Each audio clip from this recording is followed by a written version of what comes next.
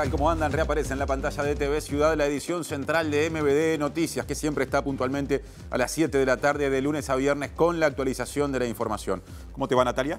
Bien, ¿y tú, Martín? Todo bien. Acá en este día casi invernal, aquí en el sur por lo menos, y con mucha información. Estos últimos días de diciembre vienen cargados. Sí, información que nos lleva a un asunto que estaba esperando y reaparece, porque la justicia condenó a 5 personas, 2 de ellas policías, por colaborar en las maniobras del ex senador Gustavo Penades en su intento de identificar a las víctimas que lo denunciaron por diferentes delitos, en su mayoría delitos sexuales y contra menores de edad. A partir de la investigación realizada por la fiscal Alicia Gione y a través de un proceso abreviado, la jueza Marcela Vargas condenó a los imputados por delitos de tráfico de influencias, asociación para delinquir y cohecho agravado de acuerdo a su grado de participación en las maniobras. En un rato vamos a profundizar en este asunto. Y tenemos más en los titulares. Vecinos y vecinas del municipio que integran el colectivo intersocial lavidavale.uy pidieron respuestas al gobierno por la situación de violencia que existe en la zona. En tanto, la Intendencia y ADEON Montevideo se reunieron para buscar mayor seguridad para el personal departamental. La Cámara de Senadores aprobó el proyecto de ley que otorga prisión domiciliaria a mayores de 70 años y que puede beneficiar a procesados y condenados por graves violaciones a los derechos humanos durante la última dictadura. Pese a la denuncia de ADEON Montevideo sobre dificultades en el sistema de recolección de residuos, la Intendencia asegura que reforzó las tareas de limpieza para atender el aumento de la cantidad de residuos generado por las fiestas. La Intendencia de Montevideo inaugura a esta hora las obras de remodelación y resignificación del Parque de Villa Dolores. La inversión rondó los $4,5 millones.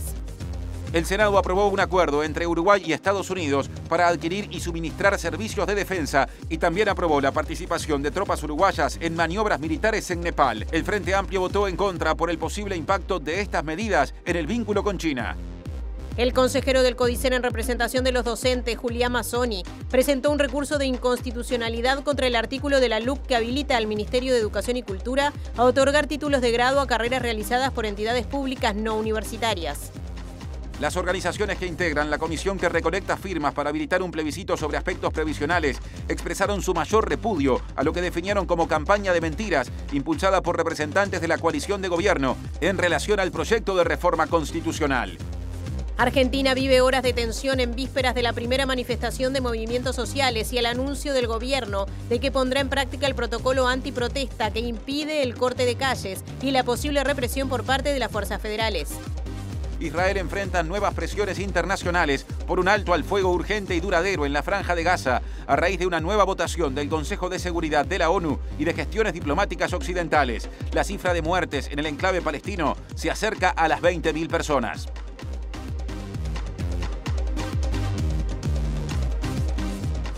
Saludamos a quienes nos están siguiendo a través de la pantalla de TV Ciudad, también por tvciudad.uy y recuerden que nos pueden ver en vivo por YouTube. Salimos del estudio, Martín. Porque el móvil de arranque nos lleva a Villa Dolores, espera Juan Pablo Rodríguez, esperada inauguración en esa zona. ¿Cómo te va, JP? Martín, Natalia, buenas tardes para ustedes, desde luego para nuestro público. Villa Dolores a partir del día de hoy se transforma en un parque urbano, es decir, pasaba de las 4 hectáreas que tenía a ser de 7. Los vecinos de aquí del parque Villa Dolores, que antes tenían un muro enfrente de su casa, ahora tendrán un parque, una plaza, un espacio integrado. La inversión de la Intendencia de Montevideo es de más de $200 millones. No solamente se transformaron los límites, sino que también se acentuó la condición de parque urbano, recuperando la caminería existente, la generación y también la recuperación de varios espacios verdes. Aparte se incorporó una plaza para las infancias. A ver, la tengo acá rapidito a la intendenta Carolina Cosa. Vamos a ver si le podemos robar unas palabras. Bueno, intendenta, nada, la felicidad de la gente en un marco hermoso hoy aquí en Villa Dolores. ¿Cuáles son sus primeras sensaciones? El parque quedó hermoso para toda la familia. Hemos recuperado un nuevo parque para Montevideo, abierto al barrio, con juegos de agua, con juegos para niños, con estanques llenos. Transformamos la hipopotamera en un anfiteatro, con caminos, divino, está divino y está todo el barrio. Con el barrio lo hicimos y con el barrio seguiremos trabajando. Bueno, un Montevideo más verde, intendenta, también en virtud de que se agrandó en 3 hectáreas también este espacio donde los vecinos antes tenían un muro frente a sus hogares, ahora tienen una plaza. Exactamente, este parque está inserto en la ciudad consolidada y ahora es un parque que, bueno, que es pulmón para toda esta parte de la ciudad. Estamos muy, muy contentos y los vecinos también. Tiene un esfuerzo transversal de la comuna capitalina, una inversión de más de 200 millones de pesos. Sí, es una inversión grande, pero con un retorno enorme en ciudad, en convivencia, en cultura. Bueno, habrán espectáculos acá. Sumamos un parque a Montevideo. Bueno, se va a bañar en las fuentes, intendenta, para el día de hoy pasa, me imagino. Mirá, vos sabés que no, ¿no? Vos sabés que... Muchas gracias. La intendenta de Montevideo conversando con nosotros, Martín. Natalia, nosotros que volvemos a estudios desde este espacio, digamos, multidisciplinario, donde niñas y niñas juegan por estos momentos.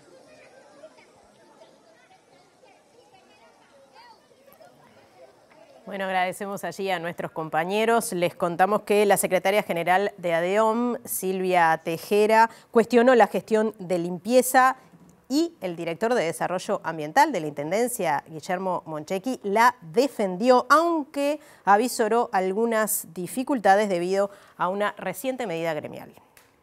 Tuvimos ayer un paro de actividad de 24 horas que nos va a impactar en los próximos días, y eso es algo que la ciudadanía tiene que saberlo, porque hay 1.200 toneladas, que es lo que se genera por día, que no se recogieron ayer y que en los próximos días iremos recuperando. Nosotros ayer tuvimos la asamblea de limpieza. Nosotros evaluamos con preocupación cómo se encuentra la ciudad por el hecho de que, bueno, queda en evidencia algo que venimos reclamando, que es un tema de gestión. Ahora empezamos a desarrollar otras informaciones. Les contamos que con votos del oficialismo exclusivamente, el Senado aprobó el proyecto de ley que otorga prisión domiciliaria desde los 70 años y que por ende puede beneficiar especialmente a los procesados y condenados por delitos de lesa humanidad cometidos durante la época del terrorismo de Estado. La senadora nacionalista Carmen Aciaín dijo que un cambio fundamental con relación al proyecto original es que la prisión domiciliaria no será preceptiva. Creo que Cabildo volvió con su idea original. Nosotros no habíamos acompañado la idea original de Cabildo, nos parecía que era un traje a medida para favorecer a determinadas personas. ¿A los presos de Domingo Arenal? Bueno, o no presos aún, pero que pudieran ser imputados. Eso no nos gustaba. Tampoco nos gusta hacer un traje a medida para perjudicar a aquellos a quienes, aplicando la norma con carácter general y abstracto, les hubiera beneficiado. Nosotros habíamos pedido que se pusiera especialmente que quedaban excluidos los delitos vinculados al terrorismo de Estado. En la descripción de los delitos no aparece ni la tortura, ni el secuestro, ni la privación de libertad. En segundo lugar, nos parece que ataca un problema que no es hoy el problema más importante que tiene el sistema carcelario, que está lleno de jóvenes, no de personas de más de 65 años. Cambiamos de asunto. Autoridades y personal de la Intendencia de Montevideo y representantes barriales se reunieron esta tarde a raíz de un episodio de violencia que incluyó disparos en la policlínica de Casaballe. El personal exigió patrullaje constante para retomar la actividad normal y desde la Intendencia de Montevideo se hizo hincapié en que es importante no retirarse de los barrios. El impacto de bala fue hacia la puerta del auto de la compañera. Por suerte ella no tuvo el proyectil no la alcanzó. Sí, obviamente una situación de estrés y de conmoción bastante compleja por la situación que se dio. Sumado al proyectil que alcanza el auto de la compañera de la policlínica, se dio un proyectil que quedó incrustado en la fachada del Centro Cívico Luis Acuesta. O sea, fue una situación bastante compleja sobrepasado el mediodía, en el día de ayer, en la zona. No es el primer caso del año de funcionarios municipales que están en situaciones de violencia. ¿Notan un incremento de estos hechos? Pasa que lamentablemente, nosotros, nuestras funciones en territorio, en este caso, bueno, justo se da la particularidad que la compañía se estaba retirando de su lugar de trabajo, pero sí tenemos las cuadrillas de alumbrado, los propios servicios de recolección de limpieza, bueno, después tareas desde la Secretaría de Deportes y demás, y bueno, estamos en un contexto de violencia que lamentablemente, o sea, excede a lo que es los funcionarios municipales y tampoco podemos dejar de desempeñar nuestras funciones y darle la tarea y demás a la población. A raíz de estos hechos, esta tarde se realizó una reunión entre funcionarios y autoridades municipales. Una de las primeras conclusiones que sacó la mesa es la importancia de que el Estado esté presente. de no retirarnos. Esta situación de violencia obviamente genera mucho temor y mucha preocupación en los funcionarios que tienen que cumplir tareas en nombre del Estado. Entonces es importante respaldarlos. Hoy resolvimos una serie de medidas. La primera es conformar una mesa interinstitucional de trabajo. Lo primero que vamos a hacer es convocar al Ministerio de Interior, porque bueno, sabemos del esfuerzo que están haciendo, pero todos los actores involucrados dan cuenta de que no alcanza. La situación, obviamente, ustedes lo vieron ayer, de balaceras, balas que pegan en lugares, en un auto, en una casa, en un centro cívico, y esa es una situación donde es muy difícil después nosotros pedirle a los trabajadores que asistan a esos lugares de trabajo. Entonces, vamos a formar esta mesa, vamos a convocar al Ministerio del Interior para tomar medidas concretas. Los trabajadores exigieron patrullaje constante y una línea directa con el Ministerio del Interior para tomar decisiones rápidamente ante el peligro. Les contamos además que vecinos y vecinas de los barrios Marconi y Casa Valle, integrantes del colectivo intersocial y multibarrial llamado lavidavale.ui, emitieron un comunicado a raíz de episodios de violencia que se han dado en esos barrios en los últimos días. Félix González, integrante y vocero del colectivo, pidió respuestas a las autoridades de gobierno. El meollo de la cuestión está en que existe una situación donde el Estado se ha ido retirando paulatinamente del territorio, donde si bien hace unos años atrás había una permanencia del Estado, que si bien esas situaciones no era la panacea, pero había, y hoy no, hoy se retira de los barrios, de la asistencia social, y eso hace que determinadas situaciones no sean solucionadas.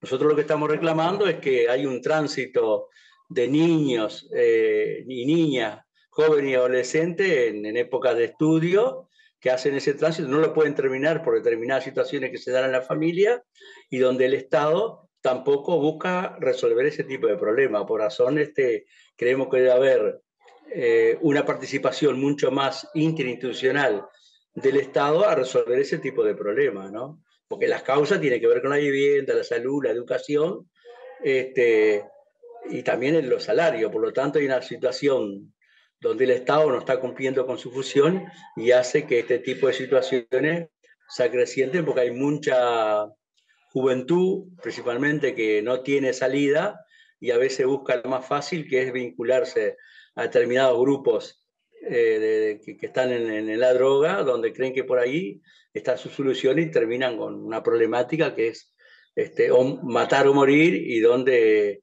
la solución que ellos pueden ver a corto plazo no les resulta, y ahí se ve perjudicada toda la población. Presenta Antel. La comunidad más grande sigue creciendo. Volvemos a la zona de Villa Dolores, donde se está inaugurando este parque, y allí está disfrutando nuestro compañero Juan Pablo Rodríguez. Adelante, JP, ¿es así? ¿Estás disfrutando?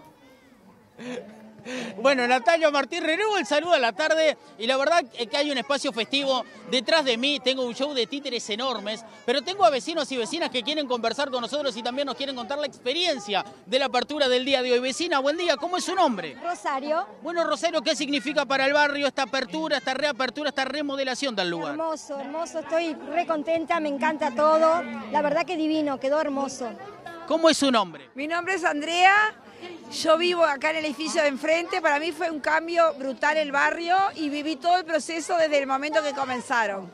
Bueno, Andrea, ¿qué significa, no? Antes tener un muro y ahora tener un tejido, es decir, un parque abierto. Un parque abierto es verde. De mi ventana, árboles, el lago, juegos, diversión, niños, porque van a haber niños, obviamente. Me quedé con un trocito de muro de recuerdo.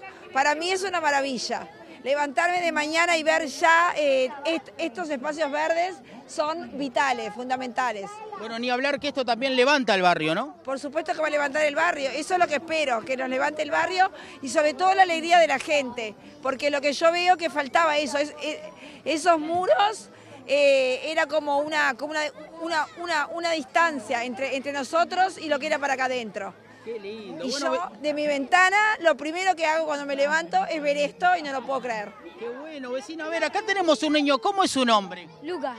Lucas, ¿está mojado usted? ¿Qué pasó? ¿Estuvo jugando en la fuente? Sí, me empecé a meter por las cosas de allá. Está muy bueno el parque, muy lindo.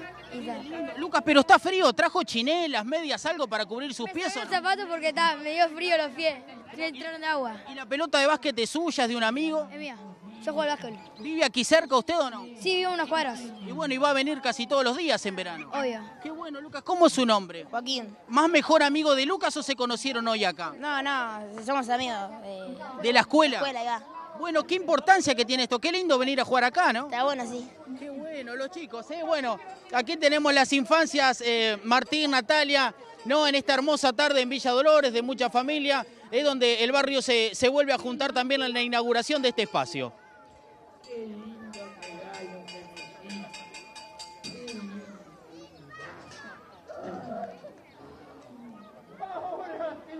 Antel, la comunidad más grande, sigue creciendo. Gracias, querido. Bueno, y ahora les contamos que el sector limpieza de ADEOM Montevideo reclama más personal y vehículos para realizar la tarea. Las y los trabajadores expresaron preocupación durante una asamblea realizada ayer acerca del estado de higiene de la capital. Efectivamente, nosotros ayer tuvimos la asamblea de limpieza. Nosotros evaluamos con preocupación cómo se encuentra la ciudad por el hecho de que, bueno, queda en evidencia algo que venimos reclamando, que es un tema de gestión. Nosotros no hemos tomado ningún tipo de medida. La última asamblea que tuvimos fue en octubre. Después se ha desempeñado las tareas con total normalidad y, bueno, lo que queda en evidencia son los reclamos que hacemos los trabajadores en cuanto al faltante de personal y a las condiciones de los vehículos en los que desempeñamos las tareas. ¿Y han tenido contacto con las autoridades de limpieza por esta temática? Sí, mira, nosotros estamos a la espera, bueno, en el día de hoy salió un concurso que va a habilitar a que ingresen auxiliares a la Intendencia, es un concurso abierto, y en cuanto al tema de las unidades, estaba en sí como el compromiso de que iban a ingresar 16 camiones de levante trasero para el programa de barrio a barrio, que iban a estar operativos los 12 camiones de levanta contenedores que llegaron ya hace unos cuantos meses. Esto se iba a estar dando todo sobre fines de noviembre, pero bueno, estamos casi a 20 de diciembre y estos camiones, desde la parte de levante contenedores, de los 12 están 8 operativos y de los 16 de camiones de levante trasero no hay ninguno operativo. Y se da que muchas veces, o sea, quedan tripulaciones en base a la orden porque no hay locomoción para salir a hacer la tarea. Seguimos en tema porque el director de Desarrollo Ambiental de la Intendencia de Montevideo, Guillermo Monchequi, dijo que la comuna reforzó la limpieza pensando en las fiestas, que generalmente lo que terminan generando como consecuencia es que haya un aumento en los residuos. Además, dijo que el paro realizado ayer por el sector limpieza de ADEOM Montevideo afectó el servicio. Se ha venido trabajando en las últimas semanas, avanzando en refuerzo, como siempre se hace en diciembre, que es una época más compleja porque hay más generación de residuos. Se ha estado trabajando en reforzar las guardias, en reforzar servicios de cara al fin de semana. Tuvimos ayer un paro de actividad de 24 horas que nos va a impactar en los próximos días y eso es algo que la ciudadanía tiene que saberlo porque hay 1.200 toneladas que es lo que se genera por día, que no se recogieron ayer y que en los próximos días iremos recuperando. Nosotros en esa situación, ayer mismo ya tuvimos 100 vehículos de empresas en la calle, más 200 motocarros, tratando de ir salvando la situación. Eso va a continuar en los siguientes días y esperamos llegar al fin de semana en buenas condiciones. El gremio de los funcionarios municipales deslindó responsabilidad en relación a la recolección de residuos y sostuvo que hay falta de vehículos y funcionarios. En el correr de este año, para dar un número, por ejemplo, incorporamos 12 camiones nuevos laterales que están incorporados a la recolección, con su personal correspondiente, obviamente, lo cual ha hecho que el número de servicios hoy sea bastante más alto que el que teníamos el año pasado. Y la Intendencia de Montevideo exoneró del pago de tributos a 700 personas contribuyentes en un sorteo o a través de un sorteo que se realizó este martes. El beneficio consiste justamente en no pagar durante 2024 algunos de los siguientes tributos: contribución inmobiliaria, tasa municipal o tarifa de saneamiento. Esto se hace porque en realidad los tipos de contribuyentes pueden ser de distintos tipos. O sea, si uno es propietario, efectivamente puede tener los 3 tributos, pero en realidad si uno es inquilino, también puede verse beneficiado porque, por ejemplo, paga la tarifa de saneamiento o paga la tasa general, con lo cual también efectivamente podría ser beneficiario. ¿Ha mejorado el pago de la gente, la fidelidad de la... Nosotros tenemos buenos sistemas o buena confianza en estos mecanismos y de esta manera nos parece que los niveles de morosidad que estamos teniendo en estos 3 tributos son muy buenos, en particular contribución y tasa general tenemos de los niveles más bajos y por lo tanto de esa manera efectivamente da buenos resultados y creemos que incentivar a que la gente pague en tiempo y forma es exactamente bueno. Con la próxima factura le va a estar llegando una nota diciendo que efectivamente salieron sorteadas con la factura en 0 y la nota correspondiente de que por el próximo año no deberán pagar el tributo correspondiente. ¿Cuál es la renuncia fiscal aproximada que hace la comuna con esto? El año pasado, tenemos los datos cerrados del año pasado, fueron 7 millones de pesos por las distintas cuentas ahí. Y en los años anteriores, si uno hace el ajuste, digamos, por IPC, pasándolo a términos reales, más o menos anda en ese valor. Ahora cambiamos de tema, porque en su declaración ante la ex fiscal Gabriela Fossati en la causa que investigó a Alejandro Astesiano, el presidente de la República, Luis Lacalle Pou, dijo que los pedidos que hacía Astesiano debían interpretarse como llamadas hechas por él mismo.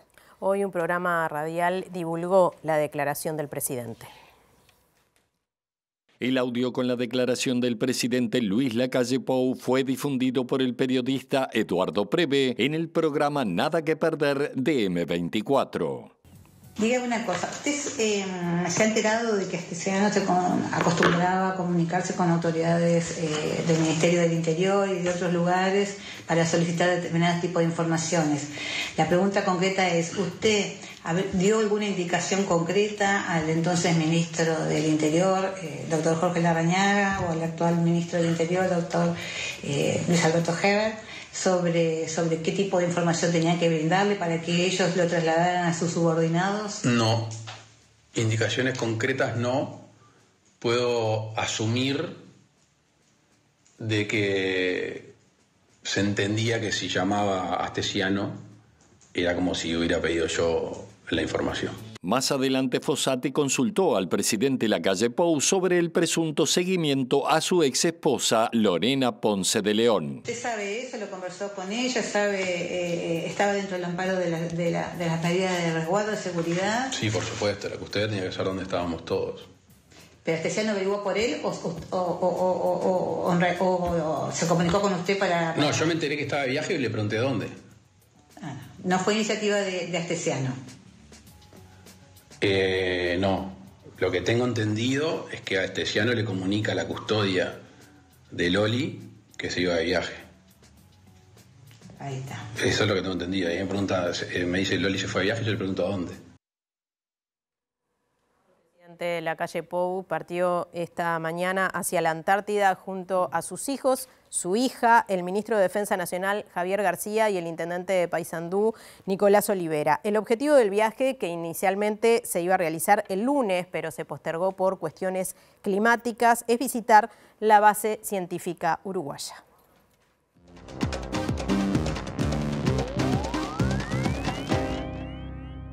El Instituto Nacional de Estadística dio a conocer ayer los datos de noviembre en términos de empleo, desempleo y actividad. Y llega hoy, en la primera de las 2 columnas de esta semana de análisis económico, Germán de Agosto para poner lupa sobre ellos. ¿Cómo te va, Germán? ¿Cómo andas, Tincho? ¿Todo bien? Todo bien. Sí, vamos a arrancar ahora con el informe del INE, ¿sí? Después lo complementamos con un informe del Cuesta Duarte en relación a los salarios. Así que arrancando por los datos de empleo, acá tenemos los dos costados del mercado de trabajo, ¿sí? En verde estamos viendo la trayectoria de la tasa de actividad, que justamente mide la oferta de trabajo, es decir, el costado nuestro, buscando oportunidades laborales en el mercado, ¿sí? Eso, ¿sí? Vos que sos un hombre que siempre está atento a la estacionalidad de los datos, fíjate que ahí está separada todo lo que es como más un electrocardiograma, son los datos publicados por el INE. La tendencia, que es justamente depurar la estacionalidad, lo que nos da es un estancamiento de la actividad en los últimos meses, ¿sí? Y cuando hablamos del empleo, ¿sí? Ahora estamos pensando en el costado de la demanda del mercado de trabajo. Lo que tenemos es una caída, ¿sí? Una vez que ajustamos justamente los efectos estacionales de la serie. Entonces tenemos una caída del empleo y la tasa de actividad manteniéndose en los mismos niveles de los últimos meses, ¿sí? Eso da como resultado, si ahora vamos a la siguiente placa, un aumento del desempleo, de nuevo, cuando depuramos los efectos estacionales. Y acá viste que cambia, porque en realidad el desempleo observado cayó, era 8,6 y es 8,3. Sin embargo, cuando justamente hacemos ese tratamiento de la serie para extraer una tendencia más fiel de lo que es la realidad, lo que tenemos es un aumento del desempleo. ¿Sí? Es decir, lo que tenemos después de varios meses de buen desempeño en el mercado laboral, en los últimos meses lo que tenemos es un deterioro que se refleja justamente en ese retroceso del empleo y en ese estancamiento de la tasa de actividad. Más allá de ese 0,3 de caída del desempleo si uno compara noviembre con octubre. Tal cual, porque ese 0,3 justamente estás comparando lo que sería ese electrocardiograma y ahí justamente estás recogiendo un poco del ruido inherente a la medición y por ende hacemos ese ejercicio de tratar de depurar y quedarnos con una viborita más estable, que eso es lo que te da ese aumento en términos desestacionalizados, por decirlo de alguna manera. Bien. ¿Sí? Ahora vamos una placa más y tenemos dos dimensiones vinculadas a el universo de empleo. ¿Sí? Acá nos metemos justamente dentro del universo de personas que están ocupadas, dos dimensiones vinculadas a la calidad del empleo. ¿Sí? Acá lo que tenemos es, en primer lugar, la informalidad. ¿Sí? Tenemos que tener en cuenta que si comparamos noviembre de este año con noviembre del año pasado, hay más o menos 36.000 empleos nuevos. ¿Sí? Sin embargo, casi la totalidad de esos empleos nuevos son informales. Y eso también se refleja en el aumento, si te fijas, ahí está marcado el 2023. Hoy estamos con un nivel de informalidad o de no registro de la Seguridad Social que es del 22,3%, bastante mayor a lo que teníamos al comienzo del año pasado. Claro. ¿Sí? Sé que estos datos no necesariamente se mencionan, pero ¿hay alguna pista de cuáles pueden ser las actividades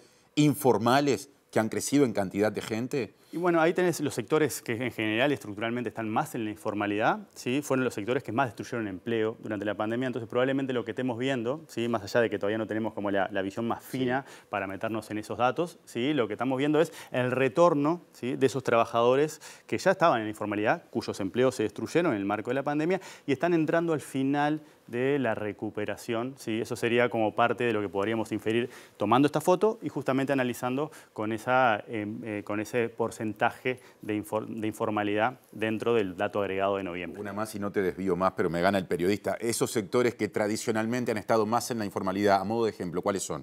Servicio doméstico, por ejemplo. Sí, tenemos también agro, tenemos parte de comercio, sí, esos sectores que justamente aparte son sectores que han estado bastante golpeados y son sectores intensivos en mano de obra, justamente fueron los que más se vieron afectados y ahora probablemente lo que estemos viendo es una reversión de ese proceso y son los que terminan entrando ahora más en la cola de esa recuperación. Seguimos la ruta entonces. Sí. Ahora vamos una plaquita más y nos metemos justamente en otra dimensión asociada a la calidad y es el subempleo. El subempleo, para recordar, eran justamente personas que están trabajando, están ocupadas, pero están trabajando menos horas de las que les gustaría. Y eso, con el dato de noviembre, lo tenemos también en el entorno de 9,4%, son cerca de 150.000 subempleados. Y también cuando vemos la trayectoria de lo que ha sido esta dimensión en el 2023, vemos que hay en tendencia un aumento hacia el crecimiento del subempleo. ¿Sí? Si te fijas, el dato de enero era más bajo del dato que tenemos en noviembre. Entonces tenemos estas dos dimensiones asociadas a la calidad del empleo y hasta ahí nuestro reporte vinculado al informe del INE. ¿Sí? Lo que tenemos para cerrar, si damos una plaquita más,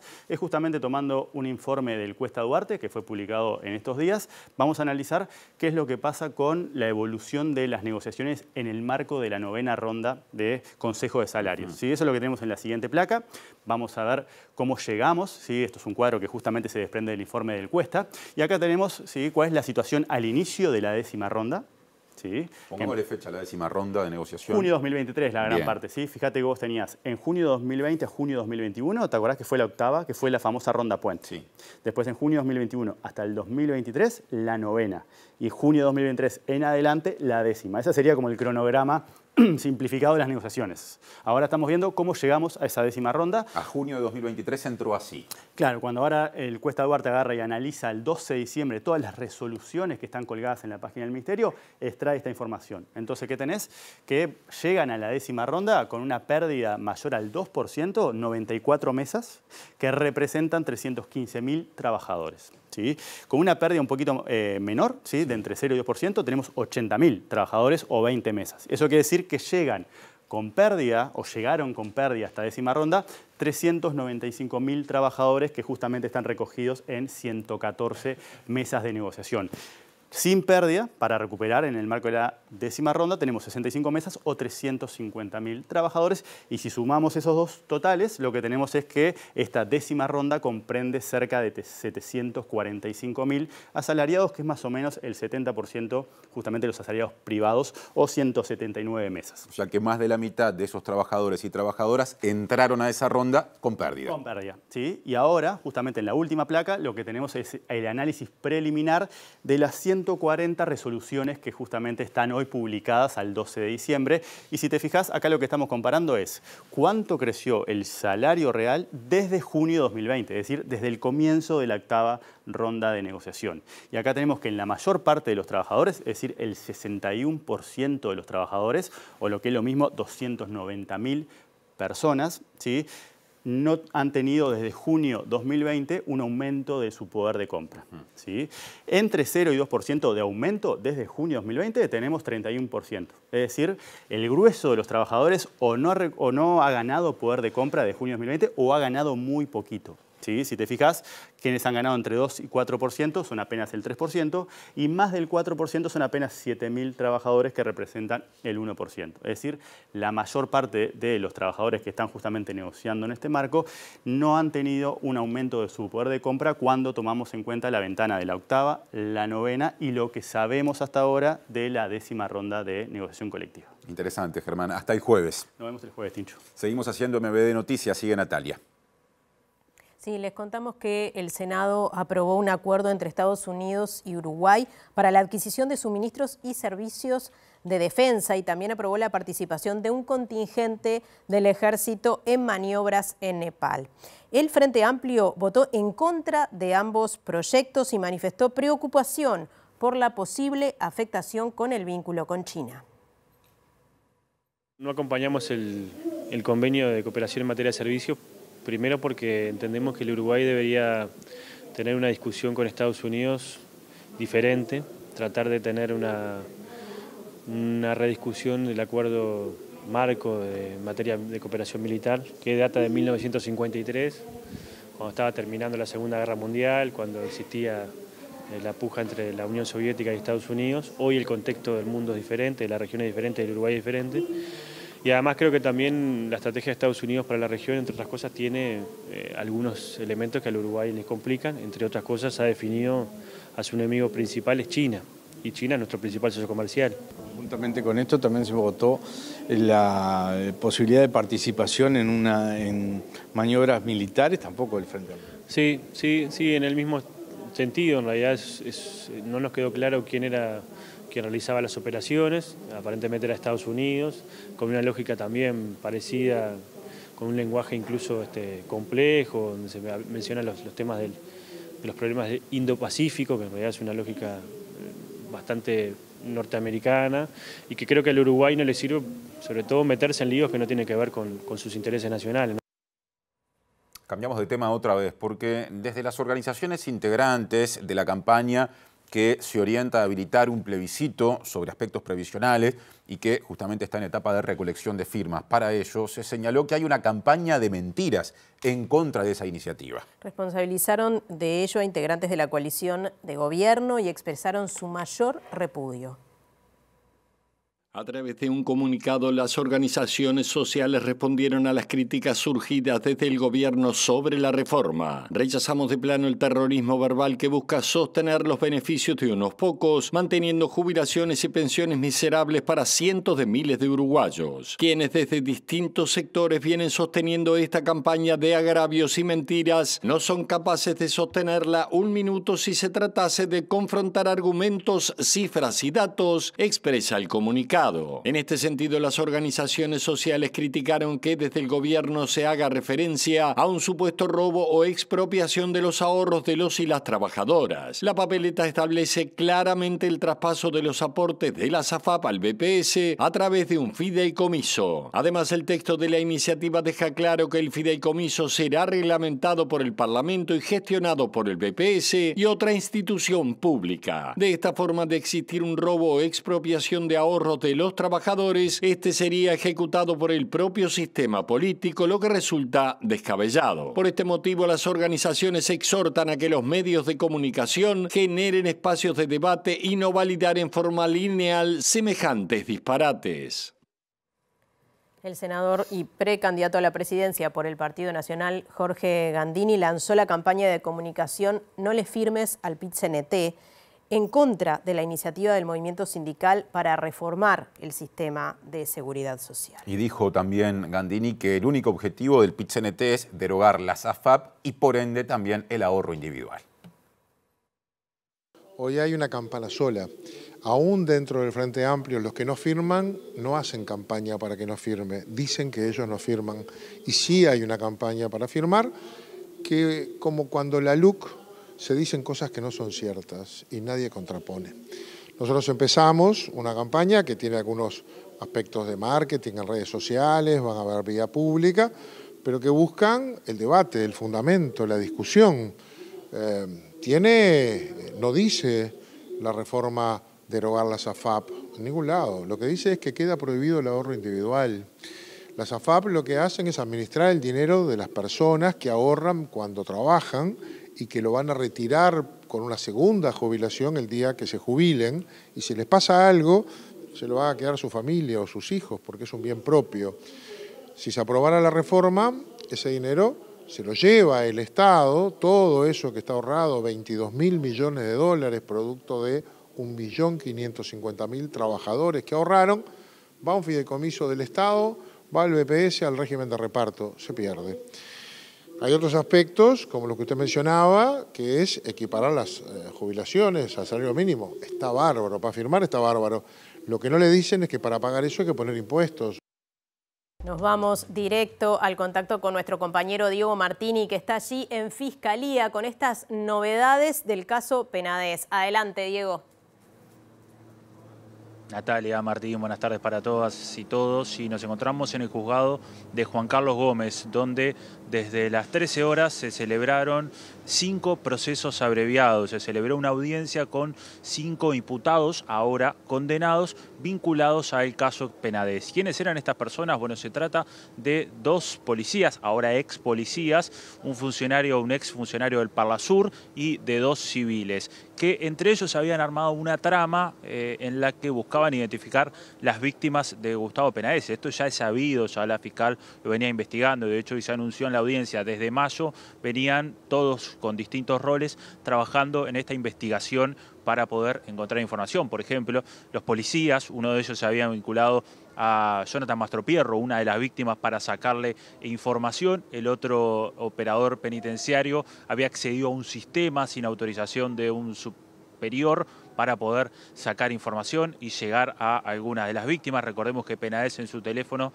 tenía un flujograma, que en el centro tenía a Jonathan Mastropierro, y habían logrado acercarse a alguna de las víctimas. Bueno, hoy todos reconocieron su delito, básicamente el delito de asociación para delinquir, cohecho calificado, en reiteración real en la mayoría de los casos, y lo que se llegó en el acuerdo abreviado, o lo que se estaba llegando en un momento al acuerdo abreviado, cerca de las 16 horas, era a la pena de 22 meses, 21, 18 meses en algunos casos de prisión, sustituido por régimen de libertad a prueba. Esto es decir, un régimen mixto de la mayoría de los casos 6 meses de prisión domiciliaria de 0 a 6 horas y después en el resto de los casos presentarse en comisaría, fijar domicilio, entregar pasaporte.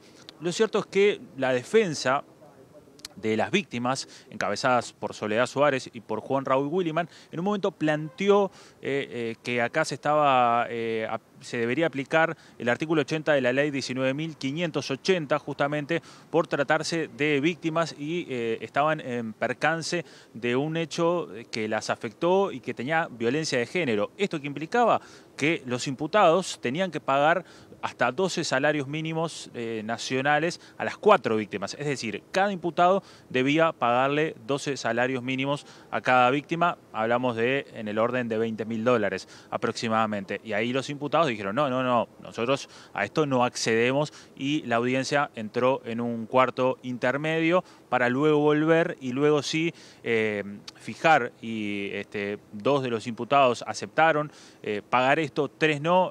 Finalmente la jueza definió que sí, que tenían que pagarlo, y lo que hizo la Fiscalía fue, bueno, si van a apelar esto, porque 3 de los imputados apelaban esta decisión, entonces tengo que pedir para uno de los imputados, puntualmente para Diego Cuñas, la prisión preventiva, porque entiendo que él es un riesgo ya que es la cabeza de la organización. Escuchemos parte de lo que decía la fiscal Alicia Scione al salir de la audiencia.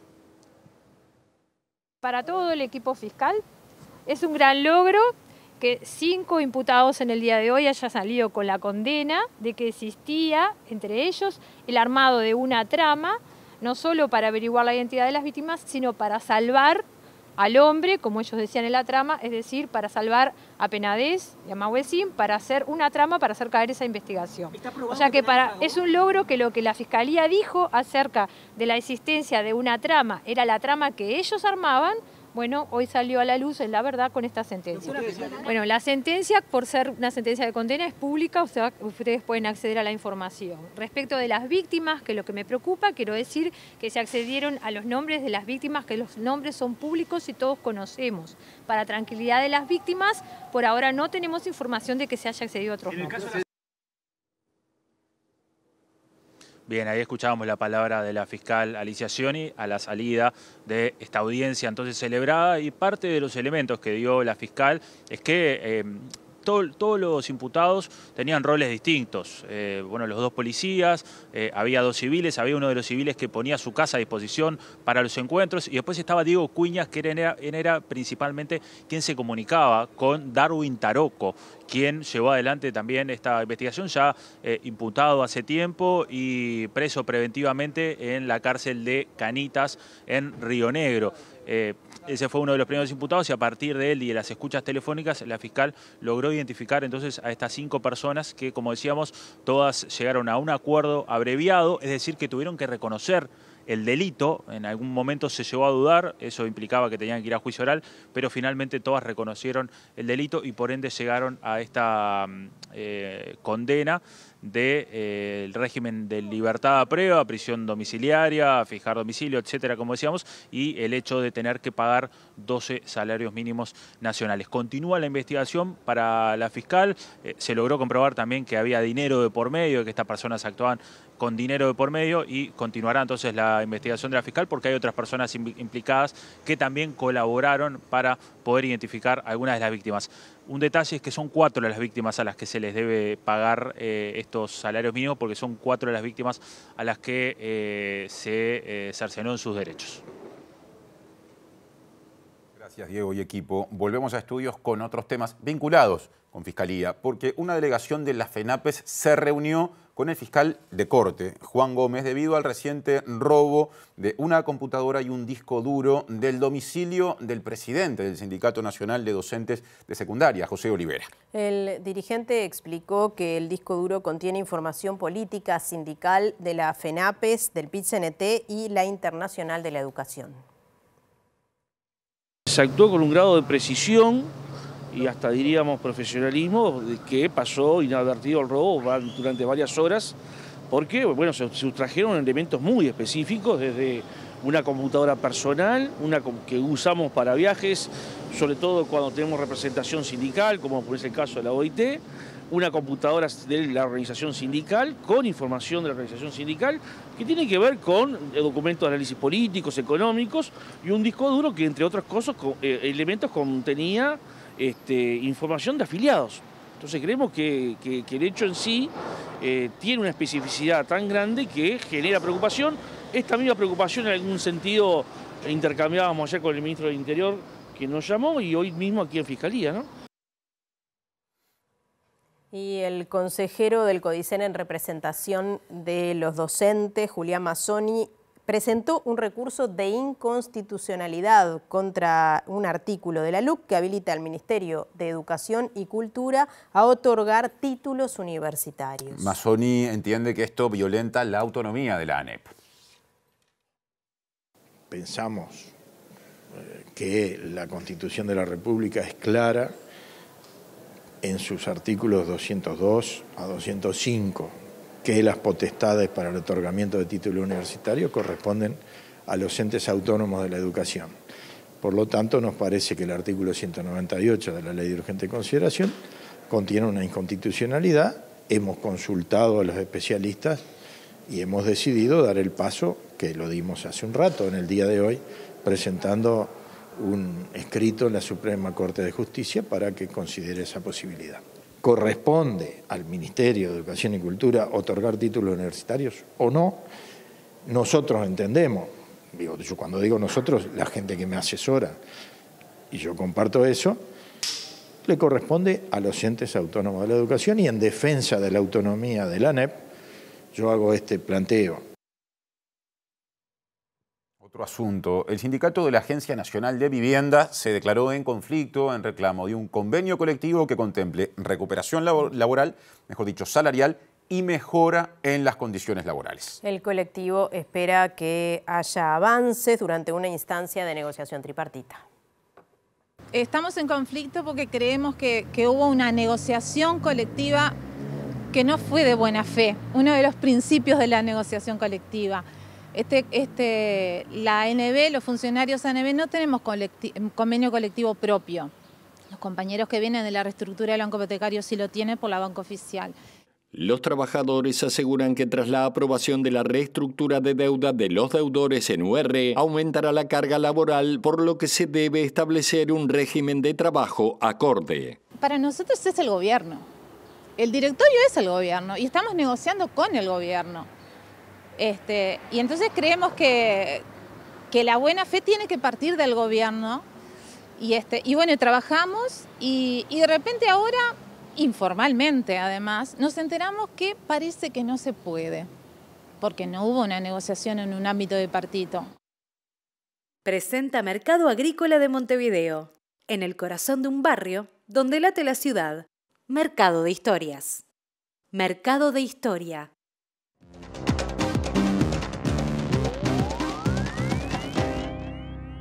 ¿Qué tal? Buenas noches. Abrimos el capítulo internacional hablando de Argentina, que se prepara, sobre todo el gobierno, para la gran prueba de fuego que tendrá en el día de mañana para poner en práctica ese protocolo antipiquetes que ha establecido el gobierno de Javier Milei. Mañana se celebran 22 años de la caída del gobierno de la Rúa, pero además la oportunidad seguramente va a ser propicia para que las organizaciones sociales protesten contra el ajuste económico implementado por el nuevo gobierno. El portavoz gubernamental, Adorni, planteó justamente lo que puede ocurrir en el día de mañana de acuerdo a ese protocolo, que tiene resistencias, por ejemplo, del gobernador de Buenos Aires, Axel Kicillof, que dijo que no lo va a aplicar. No queremos que se corte la circulación en la República Argentina, no solo en la 9 de julio, que es la imagen típica que todos los argentinos reconocemos como un gran problema con los piquetes, sino en el resto del país. La circulación, la libre circulación, debe estar garantizada. Por supuesto, el que corte mañana la circulación dejará de percibir su plan social. No solo se le va a quitar el plan a los que las fuerzas de seguridad detengan en virtud del incumplimiento de la ley, sino a todos aquellos que se los identifique mientras se cortan las vías de circulación. El portavoz presidencial Manuel Adorni anunció que se pondrá en práctica el nuevo protocolo antipiquetes decretado por el gobierno, al tiempo que se habilitó una línea telefónica para denunciar a dirigentes sociales que amenacen a beneficiarios de planes para obligarlos a protestar. Adorni dijo que espera que la jornada sea de absoluta paz y entendimiento porque Argentina tiene que acostumbrarse a una normalidad tan simple como el estricto cumplimiento de la ley, mientras que la ministra de Seguridad, Patricia Bullrich, advirtió que si se toman las calles podrán intervenir de manera inmediata las fuerzas federales. Sobre esta decisión, Adorni destacó que cada gobernador será responsable por el acatamiento o no del protocolo, en alusión al gobernador de la provincia de Buenos Aires, Axel Kicillof, quien anunció que no aplicará el protocolo antipiquetes porque criminaliza en cierto sentido la protesta. Y a propósito de esto, las organizaciones sociales encabezadas por el Premio Nobel de la Paz, Adolfo Pérez Esquivel, presentaron una habeas corpus para que quede sin efecto este protocolo en el día de mañana. Por otra parte, para complicar aún más el escenario, China bloqueó unos 6.500 millones de dólares que tenía previstos para el swap financiero establecido y acordado con el gobierno argentino hace unos meses. Y a pesar de los esfuerzos del gobierno de Milei de, tratar de suavizar esas relaciones con China, que habían estado muy tensas a partir de sus declaraciones de campaña electoral contra el gobierno chino, la situación que ha planteado precisamente el gobierno de Xi Jinping es por el momento presionar al gobierno argentino y bloquear este desembolso que seguramente va a afectar notoriamente la economía argentina. Ahora pasamos a otro tema que tiene que ver con lo que está pasando en Oriente Medio. El Consejo de Seguridad de la ONU se iba a reunir hoy para pedir un alto al fuego. Parece que no hay acuerdo sobre el texto de la resolución y se presiona a Estados Unidos para que se abstenga o vote a favor porque el poder de veto de Estados Unidos ha impedido que esto se aplique. En el escenario de la guerra las cosas continúan igual o peor. La votación en el Consejo de Seguridad de la ONU sobre una resolución de tregua en la guerra entre Israel y Hamás fue pospuesta nuevamente este martes debido a las negociaciones de los Estados miembros sobre su redacción, cuya última versión pide la suspensión de las hostilidades, mientras los ataques aéreos israelíes siguen cobrando vidas en la Franja de Gaza, donde la cifra de muertos supera ya los 19.600. Los objetivos de Netanyahu empiezan a perder apoyo de algunos países e incluso dentro de Israel, luego que el pasado 16 de diciembre, 3 de los rehenes en manos de Hamás fueran abatidos por error por parte de las tropas israelíes, lo que para los críticos constituye una conducta excesivamente violenta del aparato de seguridad contra los palestinos, solo que en este caso truncó la vida de 3 israelíes que intentaban desesperadamente salvarse. El presidente de Israel, Isaac Herzog, señaló hoy que su país está dispuesto a entrar en otra tregua en la franja, con mediación extranjera para recuperar a los rehenes y permitir que llegue más ayuda al asediado enclave palestino, señalando que la responsabilidad recae totalmente en el líder de Hamás, Yahya Sinwar, y otros dirigentes del grupo. El alto comisionado de la ONU para los Derechos Humanos, Volker Türk, criticó hoy las confusas y contradictorias órdenes de evacuación que emite el ejército israelí durante su ocupación en Gaza, cuando ningún lugar de la franja está libre de combates y bombardeos y los palestinos son empujados a la fuerza a zonas cada vez más pequeñas en un desplazamiento masivo hacia la frontera con Egipto, donde la población gazatí, hacinada en condiciones insoportables y exacerbadas por la cercanía del invierno, no tienen ninguna garantía. El presidente Lula da Silva, de Brasil, naturalmente, hizo un balance de su primer año de gestión y dijo que ni el analista político más optimista podría prever que este año iba a terminar como terminó para Brasil. Por otra parte, se mostró muy esperanzado que en el 2024 no solamente Brasil avance, sino que pueda corregir aquello que no pudo lograr hasta ahora en este año de gobierno. El presidente Lula da Silva, que asumió su nuevo mandato el 1 de enero del 2023, afirmó que Brasil termina el año con el desempleo cayendo, los salarios aumentando, el precio de la comida bajando y el país volviendo a ser respetado en el mundo, con la población más alegre y con esperanza. De acuerdo con las últimas proyecciones, Brasil terminará el año con un crecimiento económico de cerca del 3,0%, muy por encima del 0,6% que se preveía inicialmente, y la tasa de desempleo de 7,6% en su menor nivel desde febrero del 2015, mientras que la inflación con un 4,5% está en su menor nivel en los últimos 3 años y con exportaciones, empleos y producción agrícola récords. De acuerdo con Lula, esta situación es algo muy placentero para quien heredó un Brasil destrozado, procedente de una persona negacionista, en referencia al expresidente Jair Bolsonaro, que no creía en nada y que no hacía nada bueno, según dijo.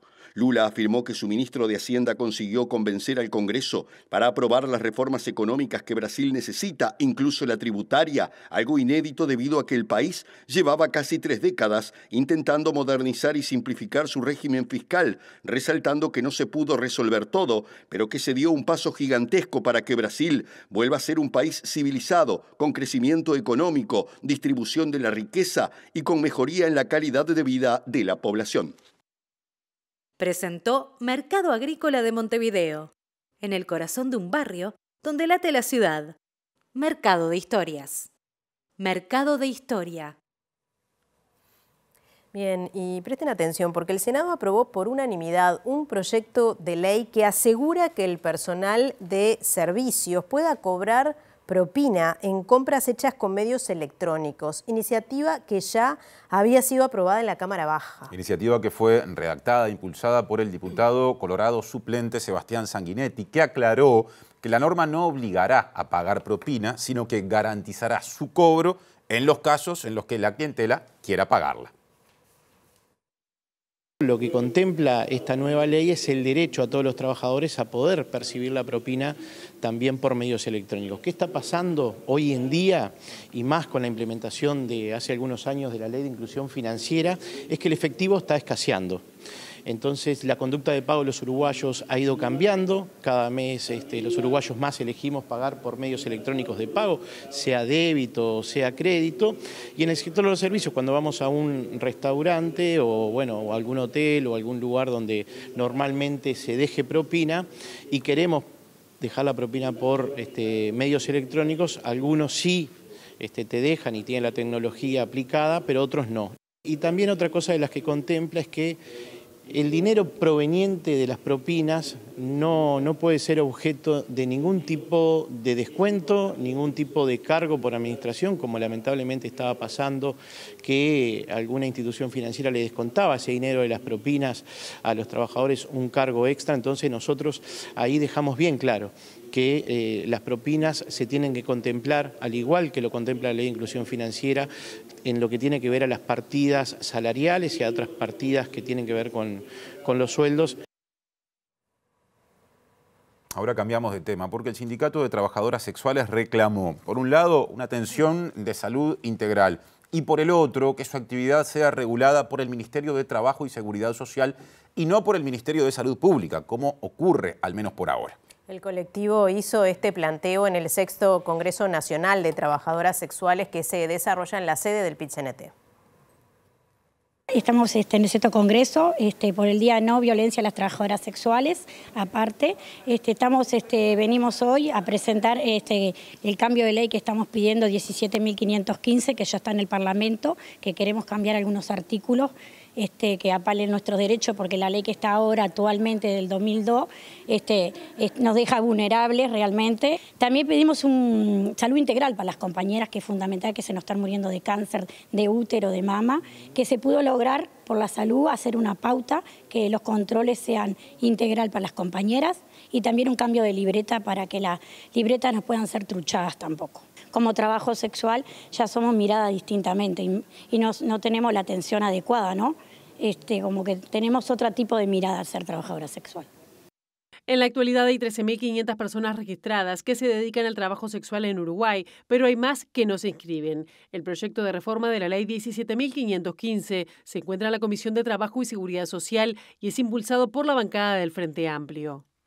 Definir más claramente qué es el trabajo sexual, distinguiéndolo justamente de esa línea fina que hay entre lo que es la trata de personas, la explotación sexual y lo que es el trabajo sexual. Después, correrla sobre todo del Ministerio de Salud Pública para pasar como cualquier otro trabajador y trabajadora al Ministerio de Trabajo. Por otro lado, también centrar fundamentalmente el trabajo sexual en lo que es la trabajadora sexual y no los potenciales clientes. En el interior muchas veces esa vulneración de derechos y esa exposición que tienen las trabajadoras sexuales es como todavía más marcado. Otro asunto, los Ministerios de Desarrollo Social y de Vivienda y Ordenamiento Territorial presentaron el Centro de Encuentro para Migrantes que se inaugurará en la Ciudad Vieja a principios de 2024. El Banco Interamericano de Desarrollo, BID, otorgó el financiamiento para concretar este centro que permitirá que allí se realicen trámites y también que la población migrante acceda a información de valor.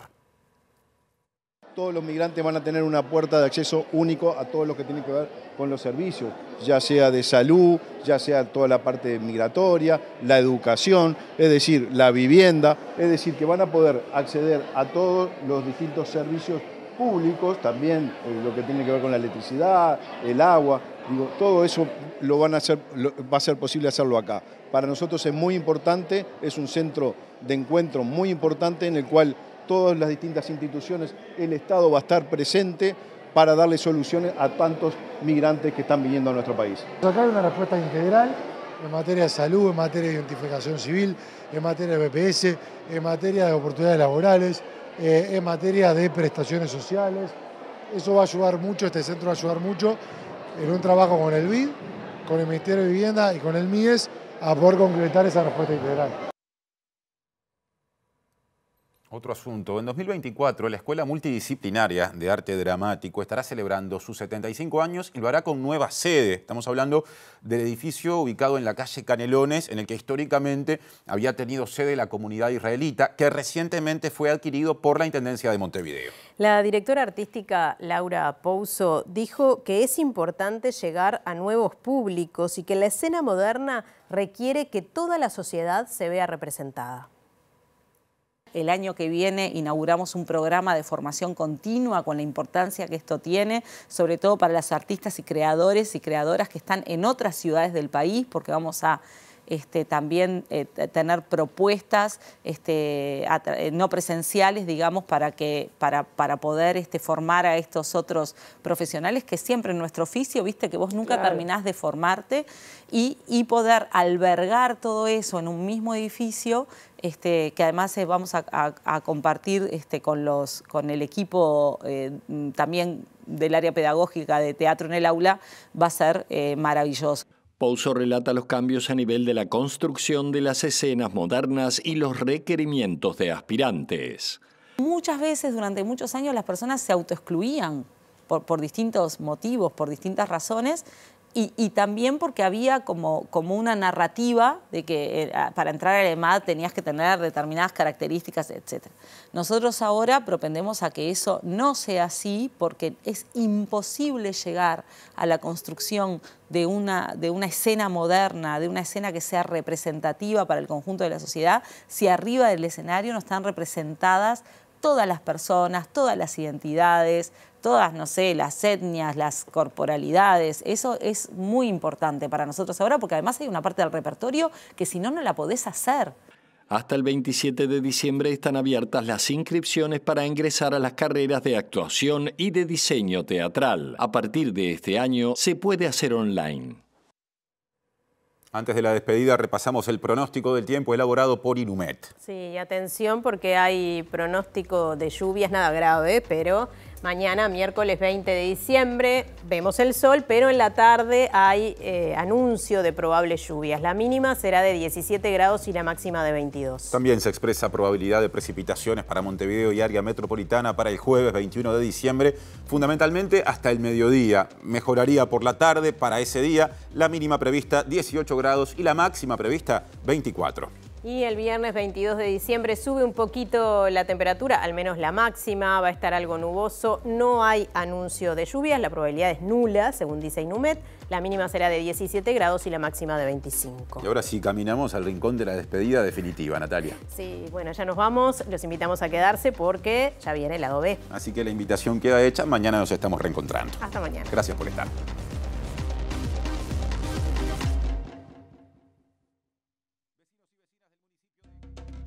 Intersocial lavidavale.uy pidieron respuestas al gobierno por la situación de violencia que existe en la zona. En tanto, la Intendencia y ADEON Montevideo se reunieron para buscar mayor seguridad para el personal departamental.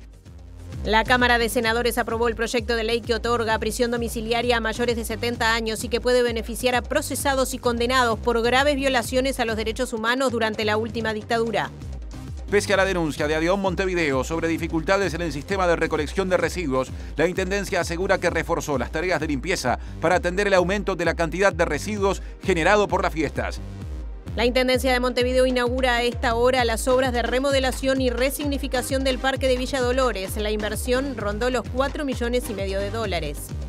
El Senado aprobó un acuerdo entre Uruguay y Estados Unidos para adquirir y suministrar servicios de defensa y también aprobó la participación de tropas uruguayas en maniobras militares en Nepal. El Frente Amplio votó en contra por el posible impacto de estas medidas en el vínculo con China. El consejero del CODICEN en representación de los docentes, Julián Mazzoni, presentó un recurso de inconstitucionalidad contra el artículo de la LUC que habilita al Ministerio de Educación y Cultura a otorgar títulos de grado a carreras realizadas por entidades públicas no universitarias. Las organizaciones que integran la comisión que recolecta firmas para habilitar un plebiscito sobre aspectos previsionales expresaron su mayor repudio a lo que definieron como campaña de mentiras impulsada por representantes de la coalición de gobierno en relación al proyecto de reforma constitucional. Argentina vive horas de tensión en vísperas de la primera manifestación de movimientos sociales y el anuncio del gobierno de que pondrá en práctica el protocolo antiprotesta que impide el corte de calles y la posible represión por parte de las fuerzas federales. Israel enfrenta nuevas presiones internacionales por un alto al fuego urgente y duradero en la Franja de Gaza a raíz de una nueva votación del Consejo de Seguridad de la ONU y de gestiones diplomáticas occidentales. La cifra de muertes en el enclave palestino se acerca a las 20.000 personas.